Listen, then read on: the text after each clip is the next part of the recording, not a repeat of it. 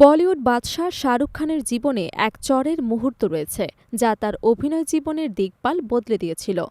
সম্প্রতি ২০০১ সালের জি সিনে অ্যাওয়ার্ডসের সঞ্চালনার সময় শাহরুখ খানের সেই স্মরণীয় ঘটনার কথা উঠে আসে যা তাকে জীবনের অন্যতম অনুপ্রেরণার উৎস হিসেবে মনে আছে। শাহরুখ খান নিজে জানান, মুম্বাইয়ে প্রথমবার কিংবদন্তি অভিনেতা দিলীপ কুমারের সঙ্গে দেখা হলে তিনি হালকা চড় মেরে বলেছিলেন, কঠোর পরিশ্রম করো। শাহরুখ হাসতে হাসতে বলেন, ওর মতো কেউ টোকা দিলেও সেটা আমার কাছে বড় চড়ের মতো মনে হয়েছিল। সেই হালকা চড়ের কারণে শাহরুখের মনোবল বেড়ে যায় এবং তিনি আরও কঠোর পরিশ্রমের সিদ্ধান্ত নেন।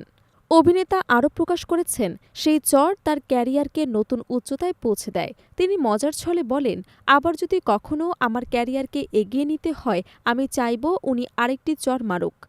সেই চরের অনুপ্রেরণায় পরের বছরই শাহরুখ খান অভিনয় করেন অভিষিক্ত ছবি দেবদাসে, যা তাকে বলিউডে আরও প্রতিষ্ঠিত করে। শাহরুখ খানের জীবনে দিলীপ কুমারের প্রভাব কেবল সীমাবদ্ধ ছিল না। কিংবদন্তি স্ত্রী সায়রা বানু শাহরুখকে অত্যন্ত স্নেহ করতেন। একবার তিনি ইনস্টাগ্রামে লিখেছিলেন, শাহরুখকে প্রথমবার দেখে মনে হয়েছিল যদি আমাদের ছেলে হতো হয়তো এমনই দেখতে হতো। সায়রার এই মন্তব্য শাহরুখের প্রতি পরিবারের উষ্ণ স্নেহের প্রতিফলন ঘটে। দিলীপ কুমারের এই ছোট্ট অথচ প্রভাবশালী আচরণ শুধু শাহরুখের অনুপ্রেরণা নয়, বরং পুরো বলিউডে কঠোর পরিশ্রম এবং অধ্যাবসায়ের গুরুত্বকে তুলে ধরেছে। শাহরুখ খানের মতো তারকা প্রমাণ করেছে, এক চড়ও জীবনের দিক বদলাতে পারে যদি সেটি প্রেরণার সঙ্গে আসে।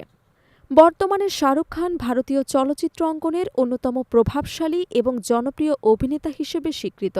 তারকা হওয়ার পথে এই ছোট্ট ঘটনা যেন প্রমাণ করে, কখনো কখনো জীবন বদলে যায় এমন এক হালকা কিন্তু শক্তিশালী টোকা বা চড়ের মাধ্যমে। শাহরুখের জীবনের এই গল্প শুধু অনুরাগীদের জন্য প্রেরণার উৎস নয়, বরং নবীন অভিনেতাদেরও শেখায় পরিশ্রম এবং অধ্যাবসায়ের কোনো বিকল্প নেই।